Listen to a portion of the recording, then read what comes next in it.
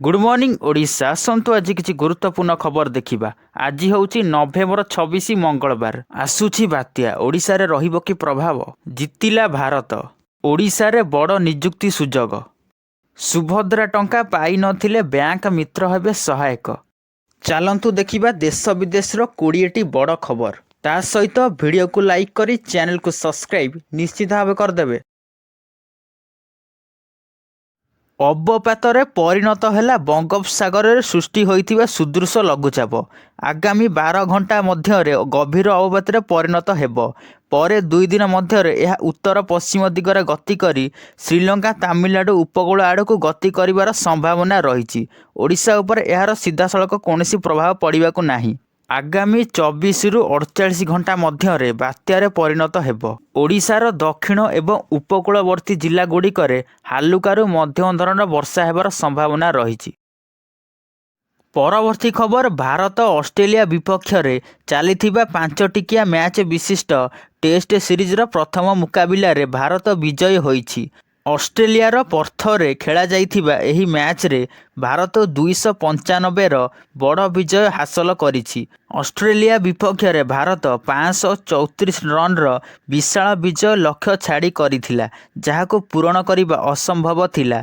एही विजय सह भारत 1-0 रे आगुआ रहिछि। सीरीज रो द्वितीय मैच 6 डिसेम्बर को एडिलेड रे खेला जिवो। परवर्ती खबर बरगड़ धनुଯାत्रा बछाଯିव कंस।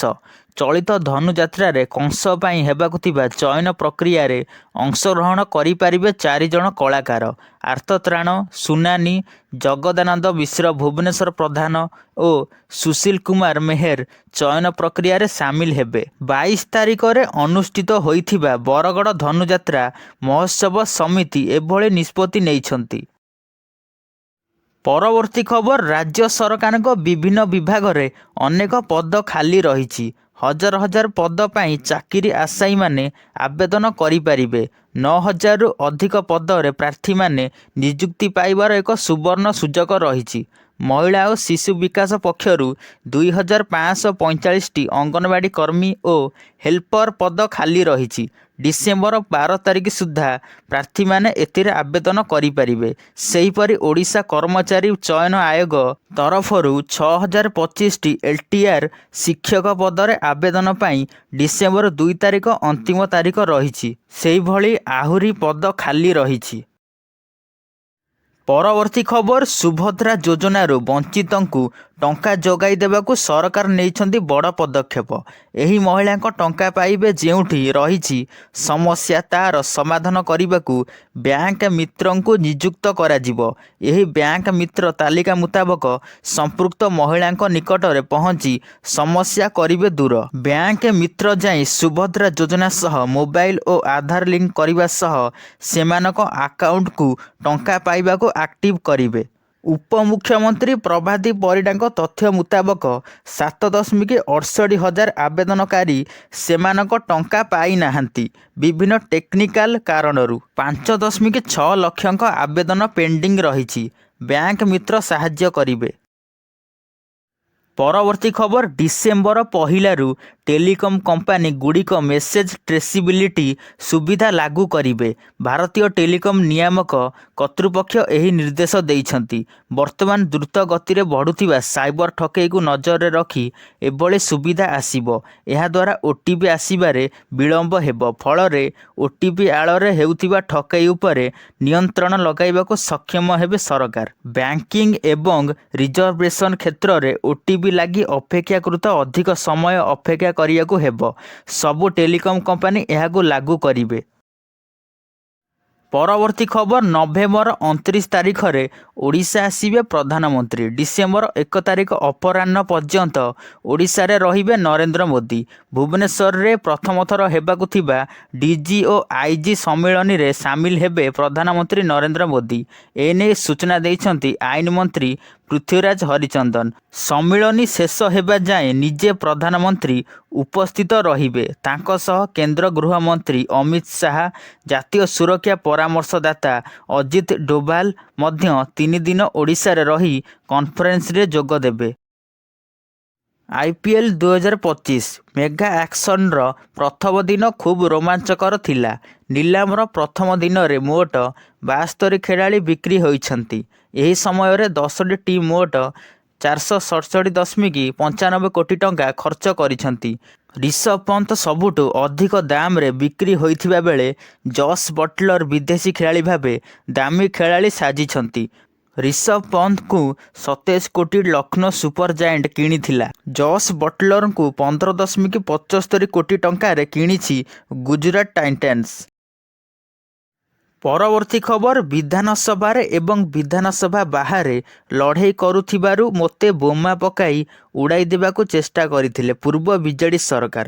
ସୁନ୍ଦରଗଡ଼ ଏକ ଦଳୀୟ କାର୍ଯ୍ୟକ୍ରମରେ ପୂର୍ବ ବିଜେଡି ସରକାର ଉପରେ ଏଭଳି ବର୍ଷିଛନ୍ତି ମୁଖ୍ୟମନ୍ତ୍ରୀ ମୋହନ ଚରଣ ମାଝୀ। ସେ କହିଛନ୍ତି, ଜିଲ୍ଲାରେ ରହିଥିବା ଖଣିଜ ପାଣ୍ଠି ଅନୁଦାନରେ ବିକାଶ ନାଁରେ ବିଜେଡି ନେତାମାନେ ବିନାଶ କରିଥିଲେ।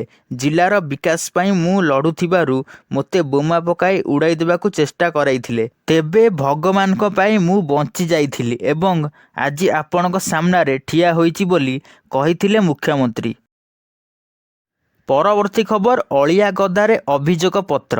ଜଣେ ଅସହାୟ ଲୋକର ଅନୁରୋଧକୁ କିପରି ଖତ ଗଦାରେ ଫିଙ୍ଗି ଦିଆଯାଏ ତାହାର ଏକ ଜ୍ୱଳନ୍ତ ଉଦାହରଣ ଦେଖିବାକୁ ମିଳିଛି ପୁରୀ ଜିଲ୍ଲା କୃଷ୍ଣପ୍ରସାଦ ବ୍ଲକ କାର୍ଯ୍ୟାଳୟ ପରିସରରେ। ଆବାସ ଯୋଜନା, ବାର୍ଦ୍ଧକ୍ୟ ଭତ୍ତା ଭଳି ମୌଳିକ ଆବଶ୍ୟକତା ପୂରଣ କରୁଥିବା ଯୋଜନାର ଆବେଦନପତ୍ରଗୁଡ଼ିକ ବ୍ଲକ କାର୍ଯ୍ୟାଳୟ ଭିତରେ ସୁରକ୍ଷା ଭିତରେ ରହିବା କଥା, କିନ୍ତୁ ଏଠାକାର ଚିତ୍ର ସମ୍ପୂର୍ଣ୍ଣ ଭିନ୍ନ। ବ୍ଲକ ବାହାରେ ସମ୍ପୂର୍ଣ୍ଣ ଅନାଥ ଭାବେ ପଡ଼ି ରହିଛି କୁଡ଼ କୁଡ଼ ଆବେଦନପତ୍ର।